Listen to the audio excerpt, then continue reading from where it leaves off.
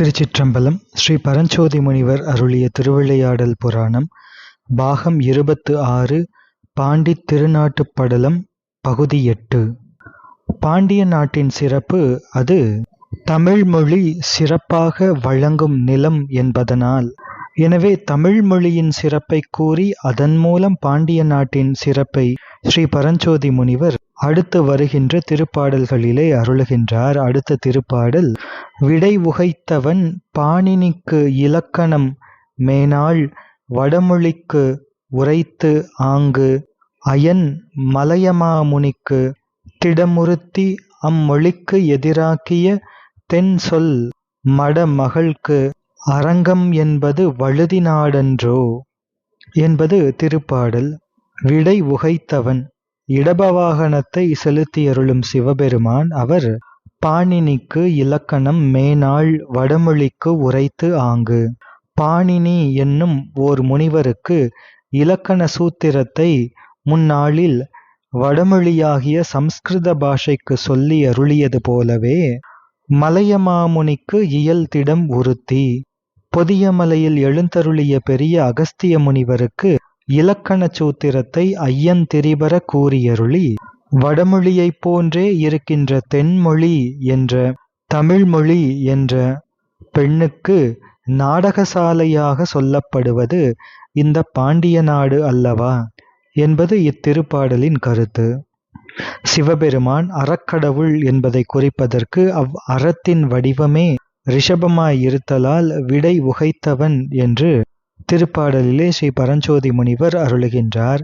வடமொழியைப் போன்றே தென்மொழியும் அனாதியான மொழி. வடமொழி சம்ஸ்கிருத பாஷைக்கு இலக்கண சூத்திரங்களை பாணினி முனிவருக்கு இறைவனார் உபதேசித்து அருளினார். அதே போன்றே அகஸ்திய முனிவருக்கு இலக்கணம் தென்மொழிக்கு உபதேசித்து அருளினார். அப்படிப்பட்ட தென்மொழியாகிய தமிழுக்கு, தமிழ் என்ற பெண்ணுக்கு நாடகசாலை போன்று இருப்பது பாண்டிய நாடு.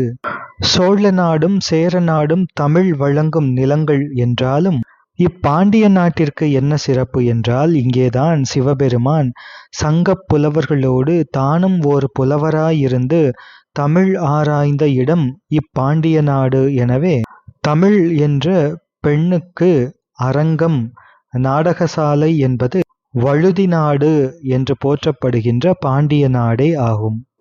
தமிழ் மொழி 18 நிலத்து பாஷைகளில் ஒன்றாக இருந்தாலும் கூட அது சம்ஸ்கிருதம் போலவே மகாத்மியம் உடையது. சம்ஸ்கிருதம் உலகில் உள்ள அத்தனை பேருக்கும் பொதுவான மொழி ஆகும். சம்ஸ்கிருதம் தமிழ் என்னும் 2 பாஷைகளுக்கும் முதல் ஆசிரியர் சிவபெருமான். சிவபெருமான் சம்ஸ்கிருதத்துக்கு இலக்கண நூல் பாணினி முனிவருக்கு அருளினார். தமிழுக்கு இலக்கண நூல் அகத்திய முனிவருக்கு அருளி செய்தார். அம்முனிவர்கள் இருவரும் முறையே அம்முதல் நூல்கள் 2 வழியாக பாணினியம் என்று பாணினி முனிவரும் அகத்தியம் என்று அகஸ்திய முனிவரும் நூல்களை அருளி செய்தார்கள். சம்ஸ்கிருதத்திற்கு நல்ல இலக்கணம் வகுத்தது பாணினி முனிவர் ஆவார். வேதத்தை ஒரு மனிதனாக உருவகப்படுத்தி 6 அங்கங்களும் உடல் உறுப்புகளாக பார்க்கப்படுகின்றன. அதில் வியாக்கரணம் என்ற இலக்கணம் என்ற வேத அங்கம் அது வேத புருஷனுக்கு வாயாக சொற்களை வெளியிடும் கருவியாக இருக்கின்றது. சொற்களையும் வாக்கியங்களையும் எதன் மூலம் அமைக்கவும் ஆராயவும் முடிகின்றதோ அதுவே வியாக்கரணம் இலக்கணம் என்று வரையறுக்கப்படுகின்றது. மகர்ஷி பாணினி எழுதிய நூலின் பெயர் அஷ்டாத்யாயி. அஷ்ட அத்தியாயங்கள் 8 பகுதிகள் என்று அழைக்கப்படும் ஏறத்தாழ 3000 சூத்திரங்கள் கொண்ட அதிஅத்புத நூல். அதற்கு மூலமாக இருப்பவை மாகேஸ்வர சூத்திரம் ஆகும். சிவபெருமான் தனது தாண்டவத்தின் இறுதியில் அவரது உடுக்கையிலிருந்து உதித்த ஒலியில் இருந்து எழுந்த 14 சூத்திரங்களே மாகேஸ்வர சூத்திரங்கள் ஆகும். அதை அடிப்படையாக கொண்டு பாணினி மகர்ஷி அருளியது அஷ்டாத்யாயி ஆகும். இந்த நூலுக்கு காத்யாயனர் பதஞ்சலி ஆகியோர் பாஷ்யம் எழுதியிருக்கின்றார்கள். அவர்களினுடைய உரை வார்த்திகம் என்றும் மகாபாஷ்யம் என்றும் அழைக்கப்படுகின்றன. எனவே வடமொழி இலக்கண நூலோர் இந்த இலக்கணத்தையும் உரைகளையும் 3 முனிவர்கள் இலக்கணம் என்ற பொருளில் திரிமுனி வியாக்கரணம் என்று குறிப்பிடுவார்கள். இவ்வாறு பாணினி மகர்ஷிக்கு சிவபெருமான் சம்ஸ்கிருத பாஷையின் இலக்கணத்தை உணர்த்தினார். அதேபோன்று அகஸ்திய முனிவருக்கும் சிவபெருமானை உணர்த்தினார். முருக கடவுளும் அகஸ்திய முனிவருக்கு தமிழை உபதேசித்து அருளினார். அகஸ்திய முனிவருக்கு மாணவர்கள் 12 பேர்.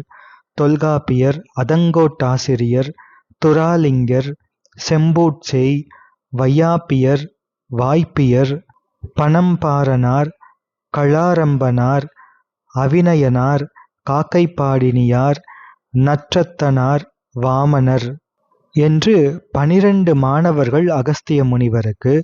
அகஸ்திய முனிவர் தாம் செய்த அகஸ்தியத்தை 12 மாணாக்கர்களுக்கும் கற்பித்து அருளினார். 12 அகஸ்தியத்தை முதல் நூலாக கொண்டு தனித்தனியே வழிநூல் செய்தார்கள்.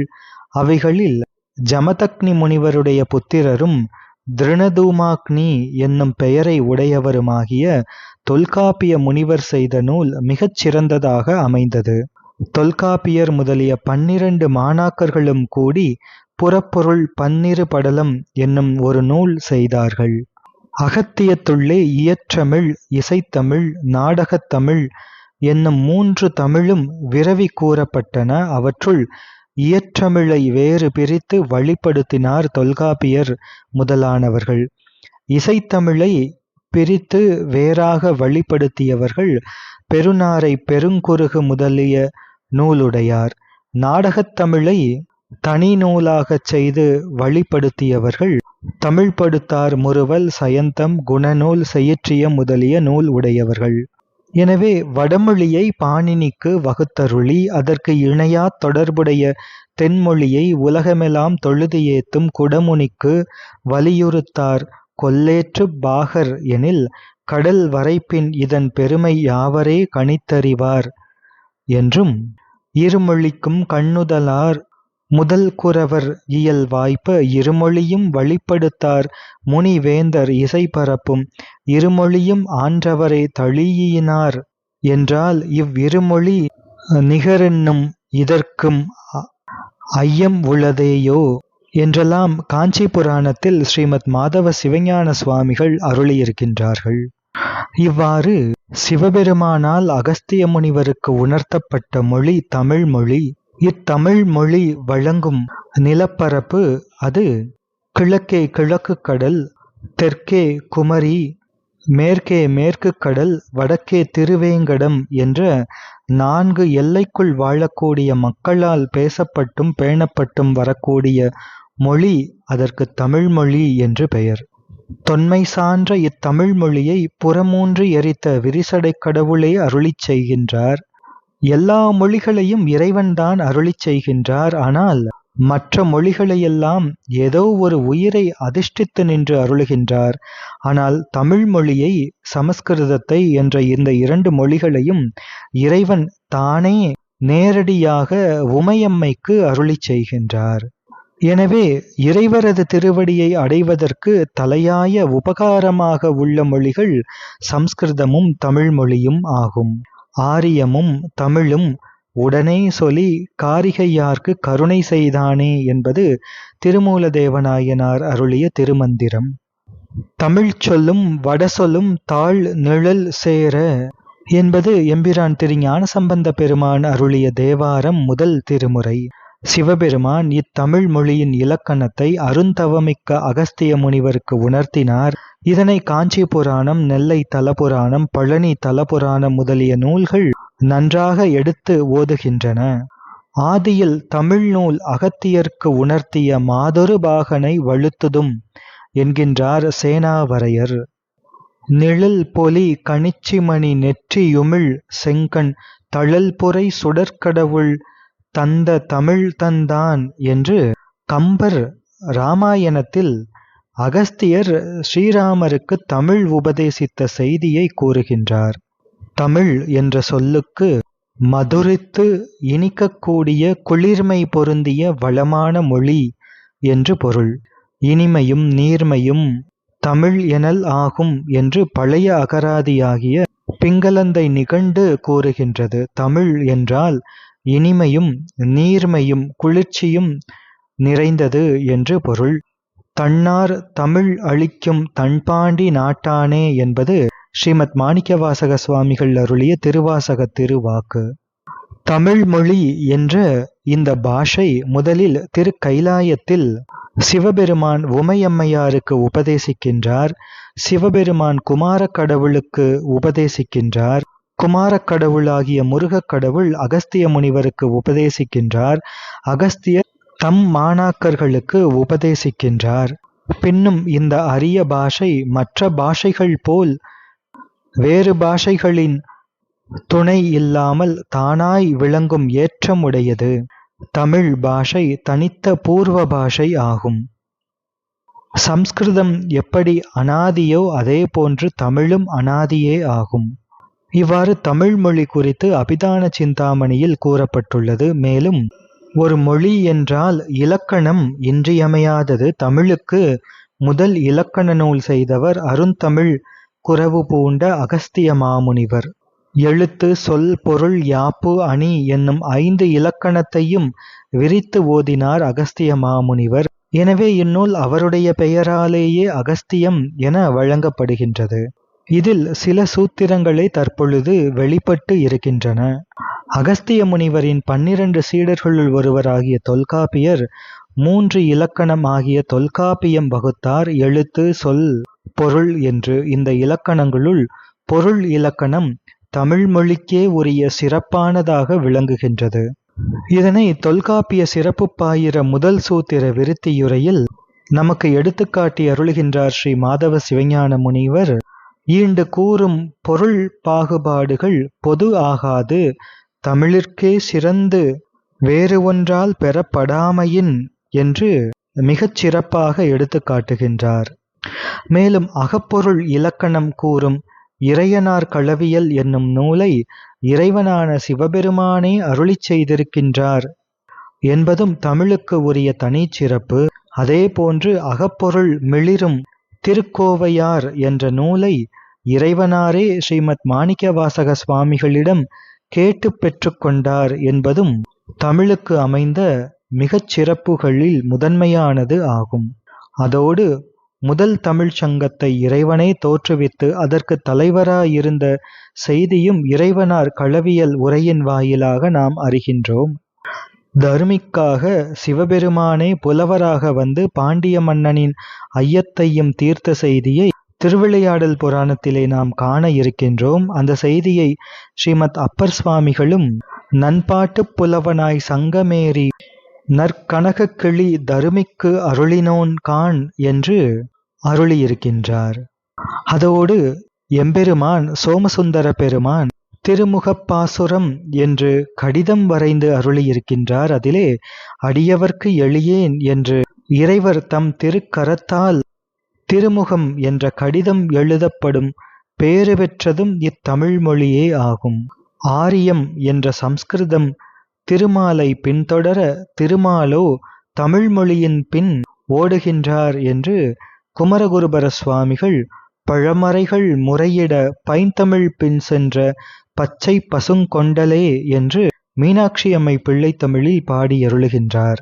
செப்புமொழி 18 தமிழே தலை சிறந்த மொழி என்பதை தேசம் 56 திசைச்சொல் 17 மாசற நீ வைத்த குறு மன்னியரோ என்கின்றது தமிழ் விடுதூது.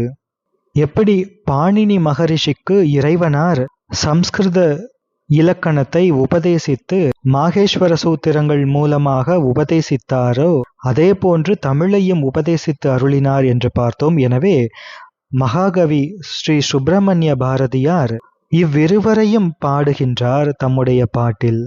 பாணினி மகரிஷியை மகாகவி ஸ்ரீ சுப்பிரமணிய பாரதியார் பாடுகின்றார்.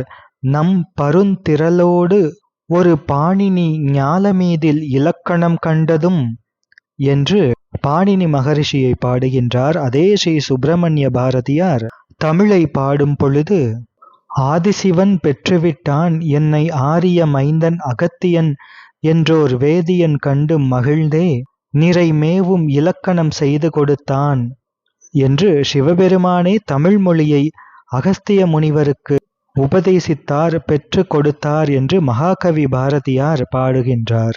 அதோடு யாமறிந்த மொழிகளிலே தமிழ் மொழி போல் இனிதாவது எங்கும் காணோம் என்று மகாகவி பாரதியின் வாக்கு நம் எல்லோருக்கும் நன்கு தெரிந்த வாக்கு. தேவர்கள் அமிழ்தத்தை உண்டு மூப்பு முதலியவை வராமல் பாதுகாத்துக் கொள்கின்றனர். ஆனால் தமிழை ஓதுபவர்க்கு அமிர்தத்தினை உண்ட பலனும் அதற்கும் அதீதமாகிய மோட்சமும் கிடைப்பதால் தமிழ் அறிந்தோர் அமிர்தத்தை கூட வேண்டாம் என்று சொல்லிவிடுவார்கள்.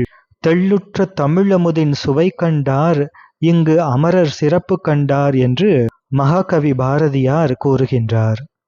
இருந்தமிழே உன்னால் இருந்தேன் இமையோர் விருந்த அமிழ்தம் என்றாலும் வேண்டேன் என்று தமிழ் விடுதூது கூறுகின்றது. எனவே இறைவனாரே தம்மில் பிரியாத தனி கொடியாம் உமையவளுக்கும் அடியார்களது உள்ள குகையில் இருந்தருளும் குமாரக் கடவுளுக்கும் தவத்தில் சிறந்த அகஸ்திய முனிவருக்கும் தமிழை உபதேசித்து அருளினார். இறைவனே அநேக இலக்கண இலக்கியங்களை இம்மொழியில் அருளிச் செய்திருக்கின்றார்.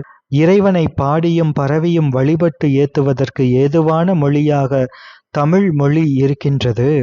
எனவே இம்மொழியின் பெருமையினை கடல் வரைப்பின் யாவரே கணித்தறிவார் என்று ஸ்ரீ மாதவ சிவஞான சுவாமிகள் அருளியிருக்கின்றார்கள்.